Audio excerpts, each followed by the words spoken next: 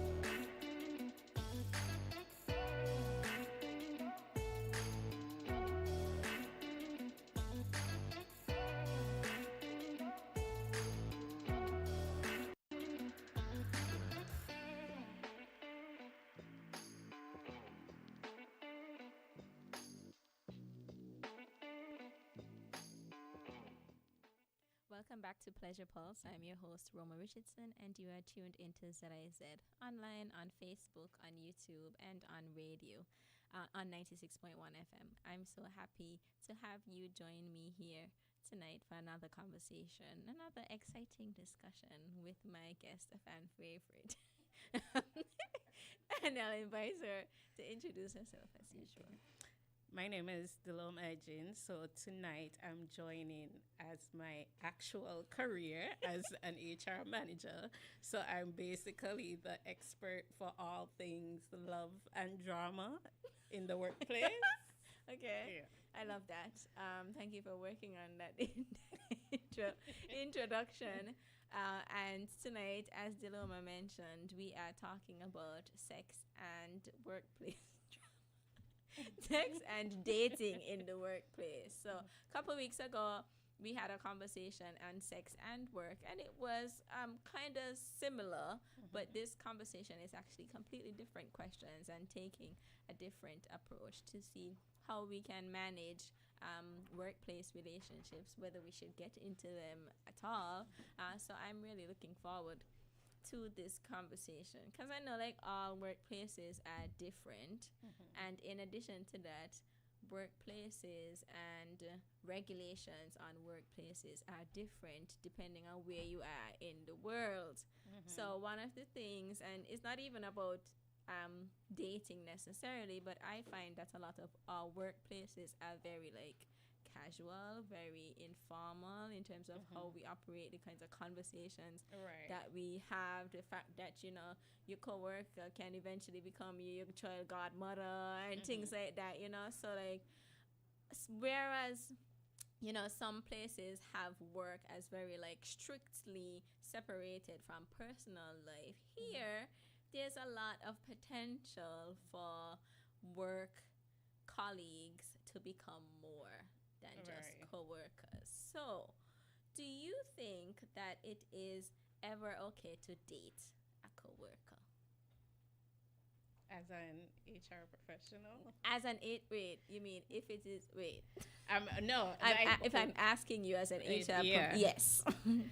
If I think it's okay. Yeah. Okay, well, first, let me say this. In HR, my role is not really to like police people's sex lives or love lives. What my role here is just to maintain professionalism and a safe working environment. Now, once the relationship does not threaten those two factors, then yeah. Mm, okay. So, since, So, yeah. when I say safe, is it consensual? You know, that's something, is it professional? So I don't expect you guys to be flirting and getting to know one another Some and not company like giggling and hugging and so right, at the workplace. right. This is a side note, but sometimes your partner also drops you off for work. Is it okay to give a smooch in front of your coworkers? I wouldn't look at it as though. Okay, but it's But it's not different. like, are you gonna be kissing every tick of the clock, pulling up tongue, like, we kind of have to balance it. Okay.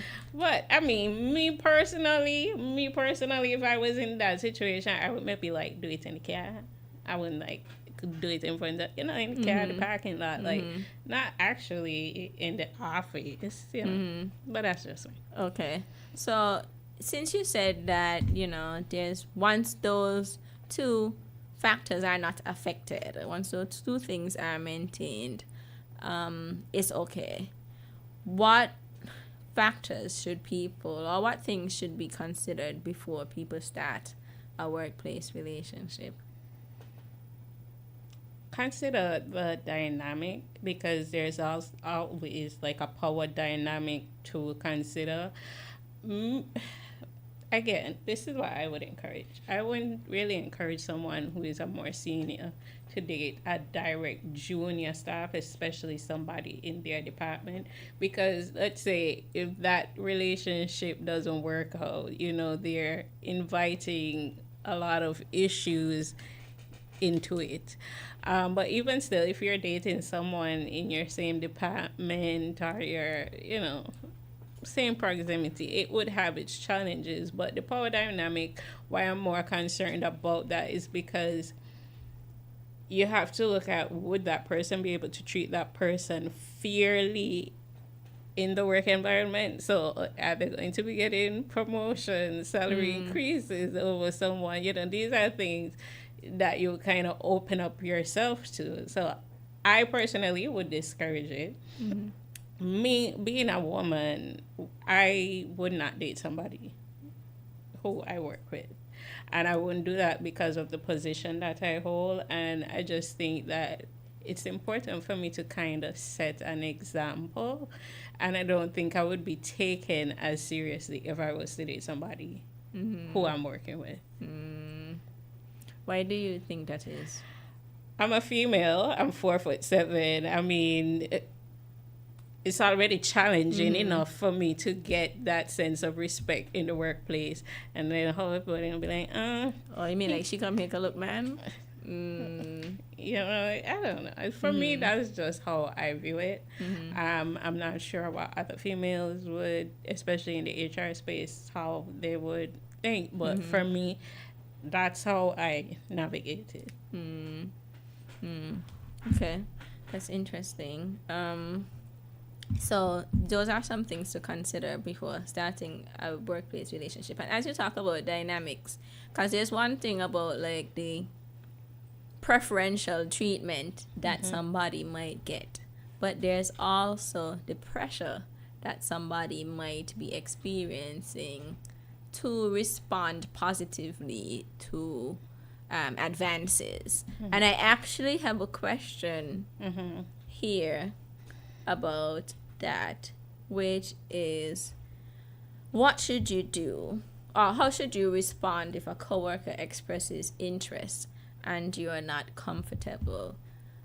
And so let's think about it as coworker, like y'all are at the same level, and also somebody who is in a higher position than you. This is how I would advise someone. I mean, you can, have a conversation with them and say, hey, I'm not comfortable, but if they're still, being persistent, then of course you have to report it. You report it to either your immediate supervisor. If that person is your immediate supervisor, I would say get in contact with either the HR, whoever represents HR, because some persons may not have a designated HR person, so you may have to go to like the general manager or somebody, but you should definitely report it. And I think, like, I don't want to say it, but I think, like, the labor department and these kind of agencies, they exist maybe to assist in those areas as well. Especially if the person who is pursuing you might be the general manager or the HR manager or somebody where, like, that's the person that you should be reporting to. But since the person pursuing you, you can't really report it to them. I think this is also pointing to me at least, either the absence or lack of knowledge about, probably the absence, like legislation on sexual harassment, including in workplaces, but in general. But I mean, we kind of went to the negative side of workplace relationships, but some of them do work out, because we do see some, couples who like met in the bank and got married in the bank, had their wedding in the bank, but got married while still working in the bank. They had children, the children now growing up, Right. That I have them working in different departments and things like that. Not And to I say mean, that happened. okay, I won't say what better way, but I mean, you get to meet somebody who is kind of shares similar interests. You guys have a similar background. It might be a good way to meet people, but again, you have to just consider the dynamics. And I mean, it also depends on your workplace too, because some workplaces are so huge that the potential of meeting somebody there increases, and the reality of it happening is very high, right? So it's like, why not? So do you think that you can have a healthy relationship at work without it affecting professionalism or team dynamics? Once they're not working in the same department. What if it's a small workplace with 10 employees? But then, I mean, there are people who have, like, I was just thinking, for the example, like, if, let's say it's a business that the wife and the husband have Together. There you have an actual organization built out of a relationship. But to me, it'll be challenging in the sense that this is how Sinkis, how Sinkis people be. I mean, so much could happen. What if that person you hear biting you, you have an argument, you come to the work, you probably ain't talk about it, So, and they come to ask you, I sent something to the printer to print. You took it up for me. Why you asking me anything for? You're but I mean, honestly, it depends on the person's level of maturity. So you have to look at things, I would say, like age and, maturity level. But again, would I advise it? I never advise my friends to, like, date somebody. That's just me. I'm not for it. But because there's, like, a lot. Yes, to consider. Okay. But if it's somebody outside the department and, you don't have to interact with them much during the work right. day. So, so that you can kind of the separation is already there. Yes, Okay. yes, yes. Okay, but if it's somebody who you probably will be passing in the halls every day, multiple times a day, interacting with multiple times a day, maybe not if you're not able to, like, what's the word? Man, no, it's not coming to me. If you're not compartmentalized and stuff like that. Okay. So I think we've kind of slipped into how a workplace romance can affect power dynamics. But let's get into that more specifically, because there is a lot to talk about. We ain't gonna get to talk about it all tonight, but I think there's a lot to talk about there. Have you ever been in a situation like that? Do you know anybody who has ever been in a situation where, like, they have dated a supervisor? Yeah. Yeah? Oh, sorry, it's only me and nobody. Okay, I don't want to say the name of the Oh, no, don't say the name of the person or the workplace. It was like one of my first jobs, and it was like everybody had some little chick, something In the workplace. Okay. So, yeah, it was interesting working there. I wouldn't say nothing wasn't consensual. It wasn't anything like that, but it's like you have young people, like 25 and under. Some of them might be your, supervisor also. And I think, again, it's the maturity there. So maybe a guy, he's 20-something. He ain't going to think, maybe this isn't appropriate. So, he's just thinking a young hot girl in my department. We close in age. So, yeah. And it was a lot of drama. So when the breakup happened, you had to shift somebody to a different department because, the clashing started. Or let's say he going with this person in this department and he going with this person in this department, so she can't go over there. It was a hot mess. Yeah. But again, this is why I discourage. This is why you discourage it. Because honestly, I mean, how can you really and truly, like, police that and lay out? I mean, you can lay out policies, but in St. Kitts it's so hard because it's a small community. Everybody know everybody. You're already entering an environment where you probably know, people outside of this. So I get it. It's hard, but again, it's to have a certain level of maturity and understand that this is a workplace. This is not a place for me to come and, express whatever with my significant other. I'm just here to do a job. So I think that's the best attitude to have if you do decide to date somebody. Like, all the dating and the fun stuff should happen off the work compound. Yeah. Do you think it's... Because it would be necessary for both people to be on that same page. Right. Can it affect your relationship if one person thinks it's... Because it might be the one person who's the supervisor, or the manager, the owner, whatever of the business, thinks that it's okay to be canoodling with you and so, but you like, I want to portray a particular kind of personality, level of professionalism and so on for the other colleagues, but you there with your hand among my waist. Like, how do those people with very different perspectives of how to show feelings in the in the workplace again come to an agreement? But it's not really about coming to an agreement. It's about, again, professionalism. Because if we have work to do, I wouldn't expect you to be hugging up and making fun. Like, is this what not about a if work? you're in the workplace, like, hey babe? I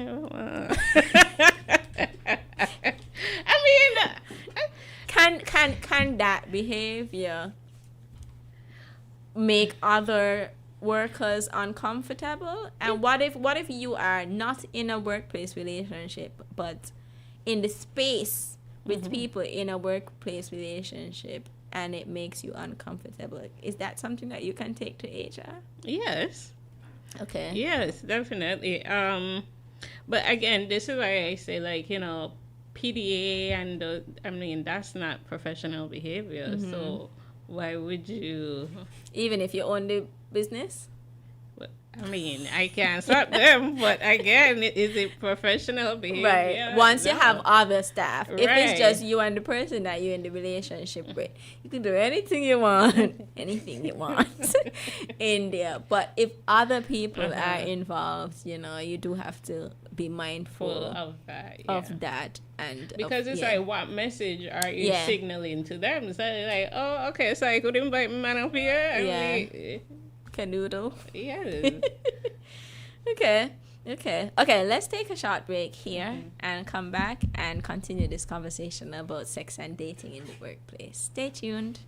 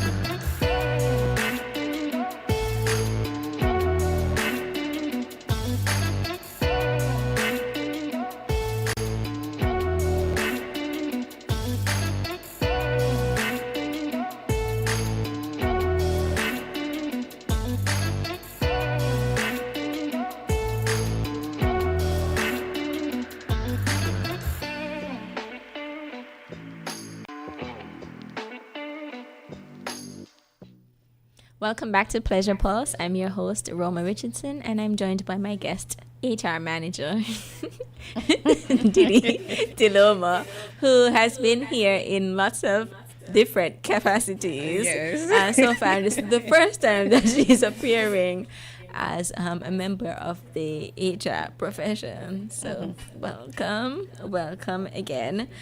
So we've been talking about sex and dating in the workplace, and a lot has come up. Diloma kind of said she would discourage dating in the workplace. But during the break, I was curious about how, because while some people, lots, you can see a lot of the cons for dating in the workplace, especially when it comes to how you manage breakups or how you manage relationship conflict that can spill over into the workplace. But if people have found the love of their life, if people have found their perfect match at the workplace, how can they ensure that that is a healthy relationship, that it doesn't affect their work, and that it doesn't affect their co-workers' level of comfort? So I think we were talking about like the office. Feel free to make the reference.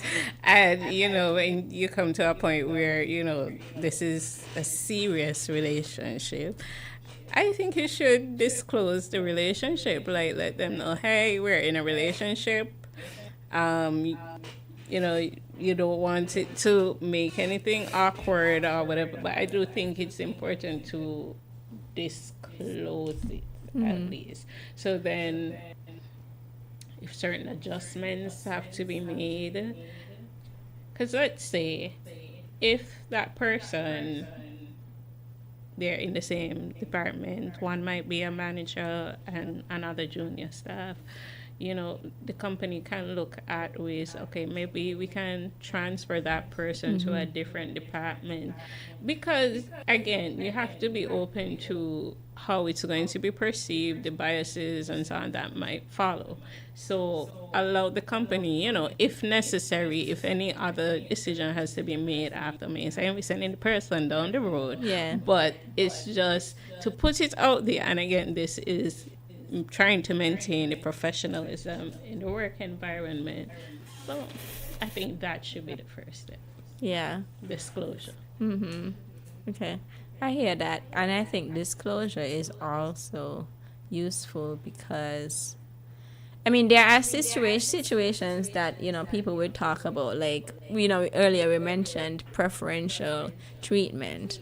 But there could also be situations where you get well-deserved promotions and raises and so on, and people assume it's because of the relationship, right? So, like, disclosure can also help to protect you in that way. I think it will encourage or force people, especially if it's a supervisor and, more junior staff or whatever, to keep better records of things so that justifications are there when certain things, happen, so that people don't think that that's the only way that they could climb the ladder of success or whatever, right? So I think, I agree with you. Disclosure is the first step.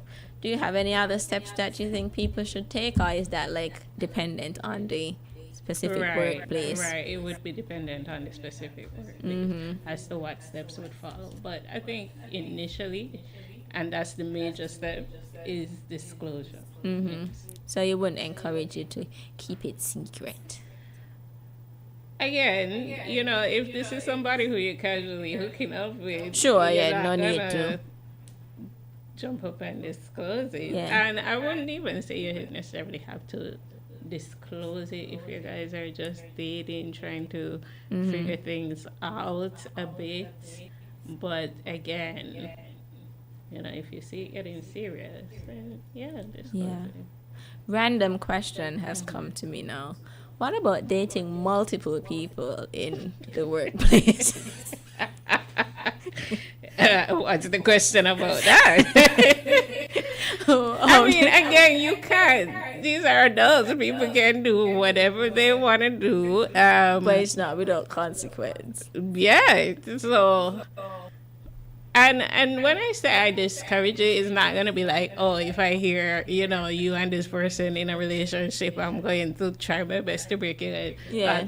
But I know that there are so much issues that come out of workplace relationships. And let's be real. How much people getting married? How much people actually staying in committed relationships? It's just messy from the start. So I'm just saying, this is my personal opinion. This is not my HR opinion, but my personal opinion is like, It's Don't not do- worth it. Don't do workplace. Don't do it. I mean, if you ain't gonna be there long and you're doing a little brief internship and you wanna just have Have a little fun. company, yeah. I was trying to think of a pun, but I couldn't. I have to come with but them. do Lord.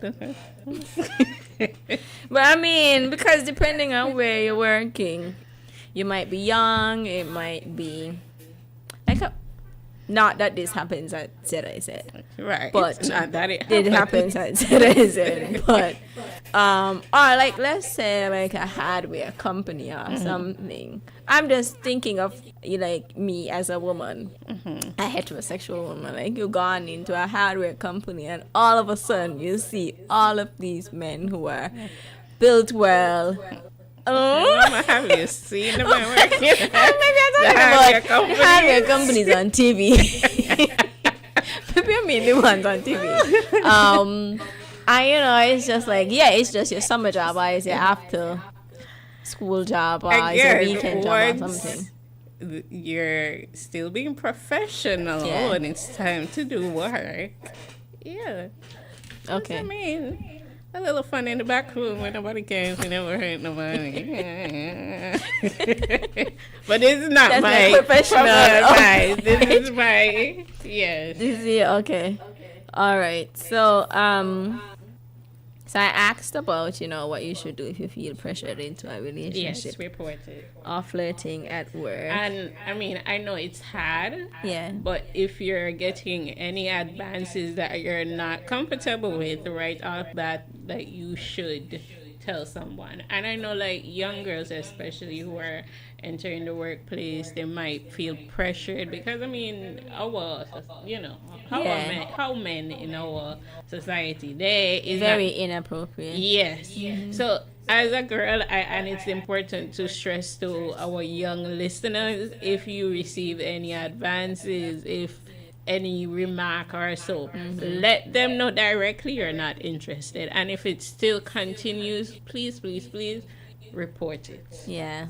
And Report it. even that includes, especially if the advances are tied to some supposed or some alleged benefit for you at Right. work, because sometimes people will come to you and say, if you want to get to this place, then these are some of the things that you will have to do. If you want to have what this person had, then this is what they had to do to get there. All of that is inappropriate and violent behavior. And should be reported. And I think some of the reports, depending on what it is, can even go beyond the workplace and can go to the police. Because certain types of harassment are outright illegal. Right. So please, let's stress that for our listeners who, as you said, might be entering the world of work.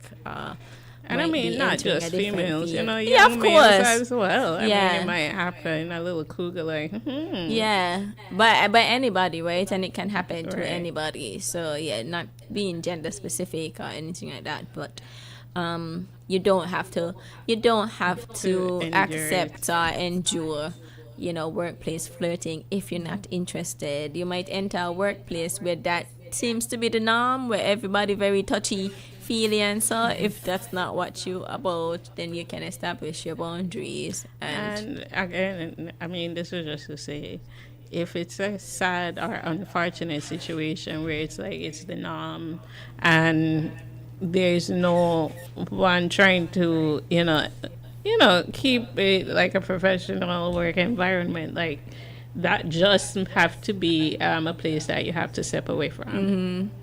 Yeah. So that's another reality Yeah. that person has to, understand as well. Yeah, so I don't necessarily say they're thinking that you can change it, but you might have to actually physically remove yourself from it and find something better.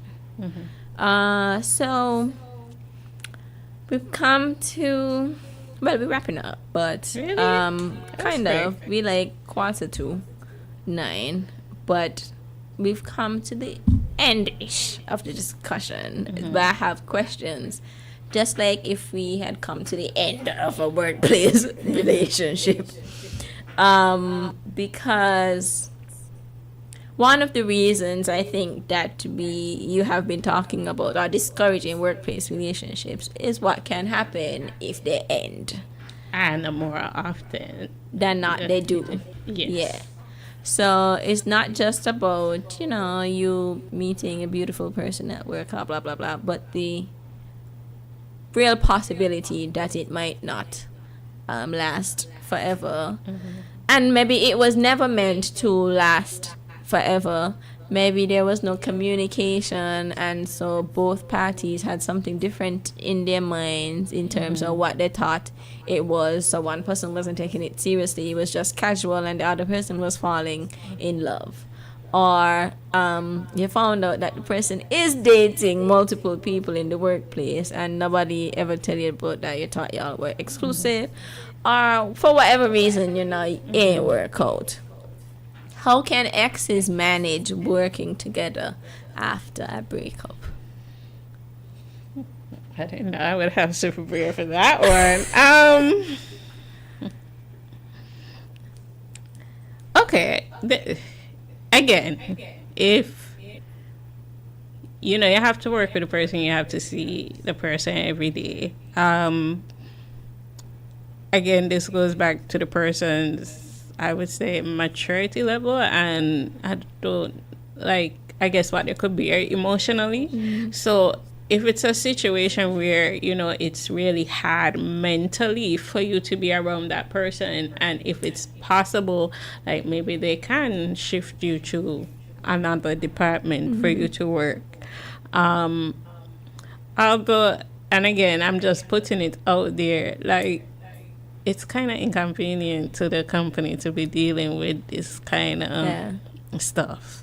But I'm just saying, maybe some companies might be a bit more understanding, and it will be like, okay, maybe they can transfer you to another department where your skill set, could be transferable. I don't know the word, but it could be a situation like that.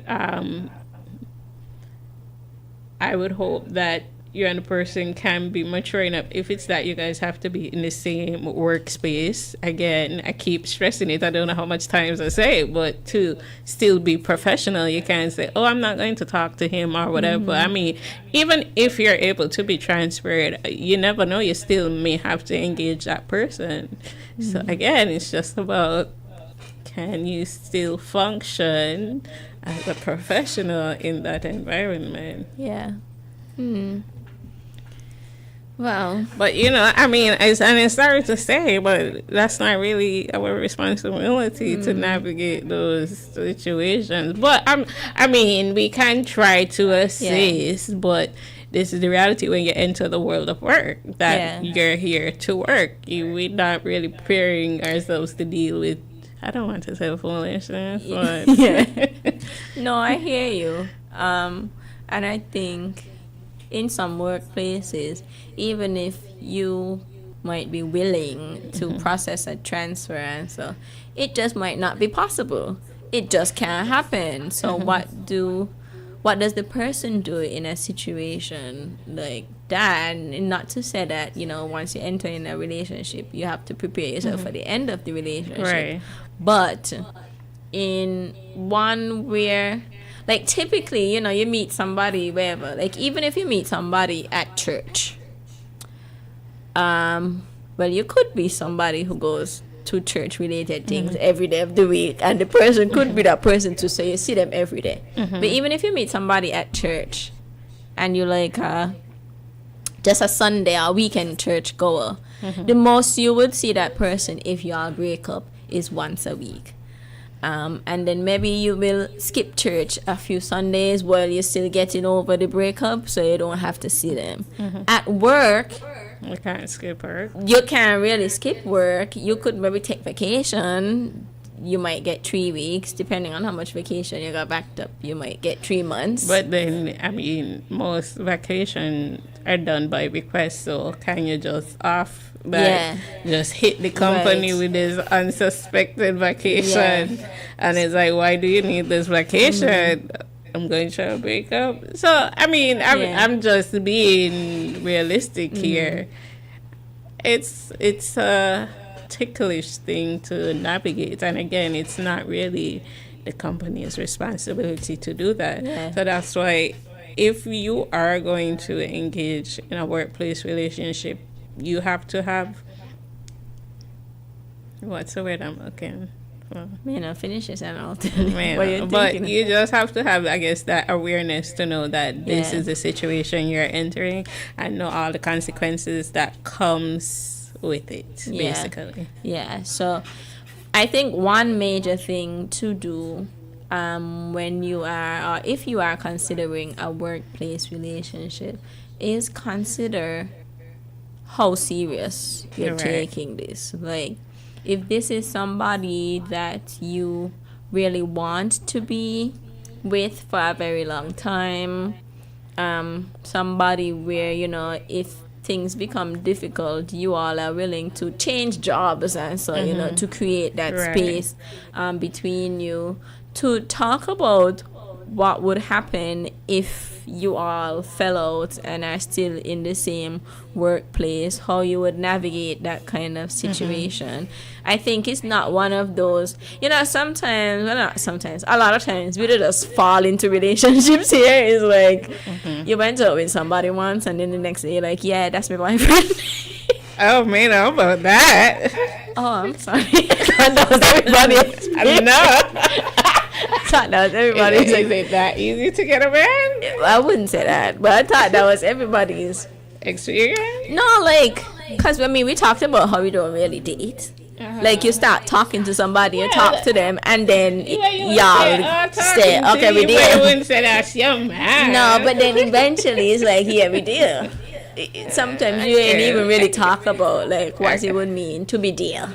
But true. You kind of end up daring, right? It's like, in a workplace, our workplace relationship might not be the kind of relationship that allows for that kind of innocence. Let me just say innocence around, like, establishing the bonds of the relationship, establishing how you're going to manage the relationship in the workplace, and what would happen if you were to separate. So I would definitely encourage you, like, if you ain't talk seriously, not you, obviously, like, to your partner about like what your relationship means. If it's a workplace relationship, it probably would require like a deeper, longer set of conversation, because you do have to ask yourself, like, is this worth it?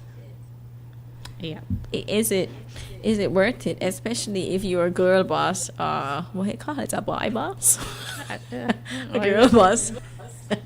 That's a what? That's a boy boss. Oh, not a boy boss.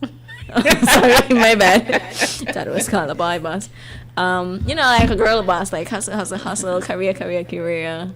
Yeah, don't know them. Okay, the hustle girl era is dead, I guess. But if, like, someone who where your career is like extremely important to you, and where. But I mean, and I kind of touched on it, but I think this is just me. As women, we don't have the same privilege as men. So, just casually engage in workplace relationships, because if it doesn't work out, and let's say you go and try to date another person, you're going to be like... exactly. So, this is why you have to be very, very cautious about who you're dating, especially if you're a female, and if you're considering dating another coworker. Yeah, because sometimes, too, like, you might be dating or casually seeing a coworker, and that coworker is telling everybody in the workplace about you like that, and so, and that's not something that you've agreed to. So that's not on the person at all, you know. But it's, I think, important to be discerning when it comes to workplace relationships. So, what steps then can be taken to maintain professionalism if a workplace romance ends badly? Because I wouldn't be surprised if there have been workplaces where you got big abusing answer between exes, hours. So yeah. Well, we wouldn't want the big abusing to take place on the workplace, Okay. of course. You'd ask them to step outside. But to the outside. do that at home. Oh, yeah, okay. But that's just really for them to have a conversation with. I mean, what would it look like? I mean, if all you live together and somebody have to move out, or if I had the care, I mean. What would HR do, to maintain professionalism if our workplace relationship ends badly? Or ends badly? Yeah. Like what we would do? Yeah. It depends. Because I imagine you would have to step in. It depends on the circumstance. I know, like, in most cases, like with domestic violence, you know, you may have to consider letting go an employee, because let's say if they have a restraining order against that person, they can be right. So it just depends on the circumstance, really.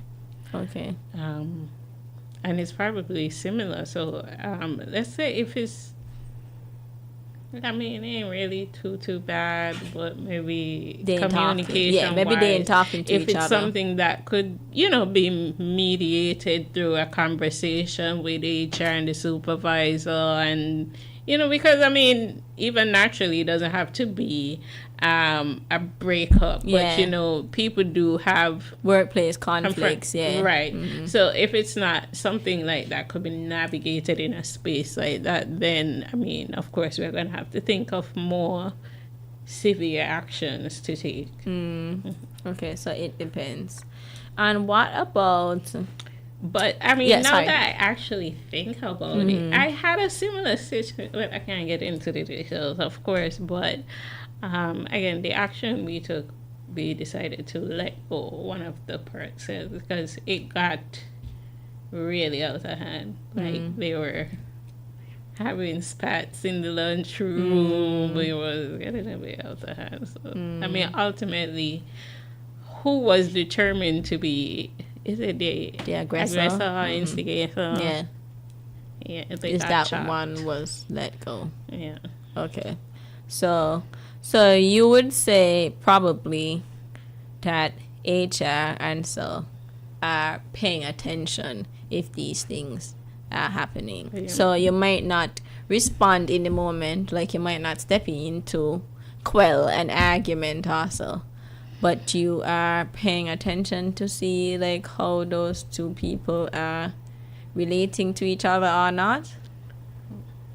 Like, how did you become aware of this? It was like obvious. Well, each time they had an altercation, we had to have a discussion about it, but it escalated to a point where it was a bit more intense. Yeah. And, you kind of wanted to, you would want to navigate it because you understand the circumstance. So, you're trying to, but after once and then the second time, and the second time where it got really out of hand, you're like, no, something has to be done here because we're dealing with big people. We're not children. So I think if they're courteous enough to give you, and I think we were, you give them one opportunity and then another one, no, something has to be done. Okay. I hear that. So, like, I guess you could consider that case. When does a breakup at work become a harassment or hostile environment issue? So, perfect example where you're having arguments, where you say hostile. So, arguments, if there's threatening language, raised voices. I mean, physical. well, physical, Yeah, that's even more worse. extreme because Okay. now you're considering the person was assaulted. Mm-hmm. Um, so anything that is threatening to a person, whether Mm-hmm. it be language, behavior, action, yeah. What about the silent treatment? Because somebody might not say anything, but if they're ignoring you or stonewalling? So again, it's like a communication. So I Mm-hmm. would think, again, you maybe try to mediate it. You bring them into a room, you talk it out. You know, you kind of explain to them, hey, we're here to do a job. Mm-hmm. I mean, maybe there might still be some resentment about something and they need to kind of bring it out. I mean, a lot of meetings are kind of like therapy sessions. Yeah. So maybe you need to have that meeting to force them to bring that out. Mm-hmm. But I mean, if it's not remedied again and we see a second instance come up, then usually I think that is where people start considering, hey, we have to take serious action here because this is not being addressed. Okay. All right. So I want to give you an opportunity. Well, first, thank you so much for joining me on I hope I did a another good job in episode. because this are actually the Representing the professional entire HR HR. field. Yes. Yes, you were fine. Yeah, thank you for joining me for this conversation. I want to give you an opportunity to leave listeners, viewers, with any final words you might have. Oh, what meaning to tell me something? Oh, what could be my final note? Okay. Workplace romances, please just think about it. Is it worth it? Is it really worth it? And I promise you, it's not. Most times, it's not. But I mean, if you really find that guy or girl, Yeah, that and it's person. really, really worth it, then of course you can explore it. But please, professional, and always try to think about, maintaining the work environment, yeah, all that good stuff. Yeah. Yeah, yeah. Thank you. I don't have much to add to that. Yeah, I think just as you said, decide if it's worth it, and if it's worth it, remember that where you are is your job.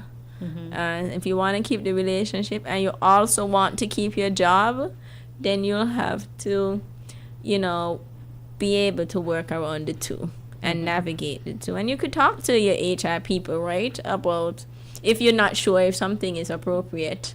Right. At work, you can come to HR and ask. That's what we live for. We want to know about all the juicy stuff happening in the work.